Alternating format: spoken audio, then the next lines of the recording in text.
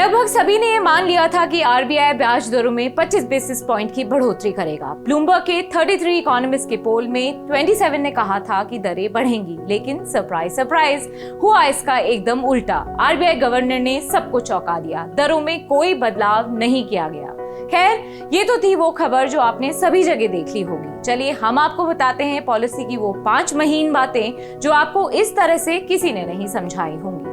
पहली और सबसे जरूरी बात जो आरबीआई गवर्नर ने साफ किया है कि ये सिर्फ एक पॉज है, पिवट नहीं। अरे घबराइए मत, इसका मतलब है कि गवर्नर ये कहना चाह रहे थे कि दरों में बढ़ोतरी न करने का फैसला सिर्फ इस बैठक का है।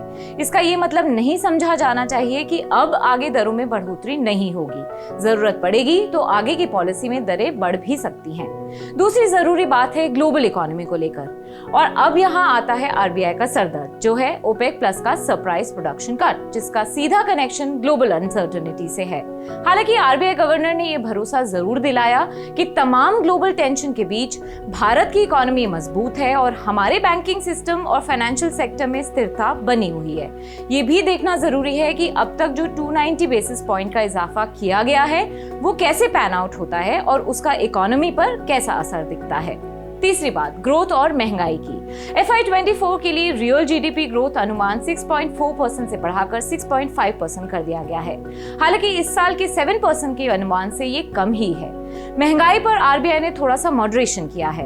अनाज, दूध और फलों की महंगाई की वजह से दिसंबर के बाद सीपीआई महंगाई दर बढ़ी है, लेकिन आरबीआई को अब FY24 में रिटेल महंगाई दर 5.3% से घटकर 5.2% रहने का अनुमान है। चौथी बात, करंट अकाउंट डेफिसिट यानी चालू खाता घाटा पर। FY23 के पहले 3 क्वार्टर्स में कैट जीडीपी का 2.7% रहा है। तीसरी तिमाही में मर्चेंडाइज ट्रेड डेफिसिट कम होने और सर्विस एक्सपोर्ट बढ़ने से सपोर्ट मिला है और आरबीआई का अनुमान है कि चौथी तिमाही में भी चालू खाता घाटा कम ही रहेगा। पांचवी और जरूरी बात है आपके यूपीआई से जुड़ी हुई। आरबीआई ने कहा है कि अब बैंकों की तरफ से सैंक्शन की गई क्रेडिट लाइन का इस्तेमाल यूपीआई के जरिए भी किया जा सकेगा।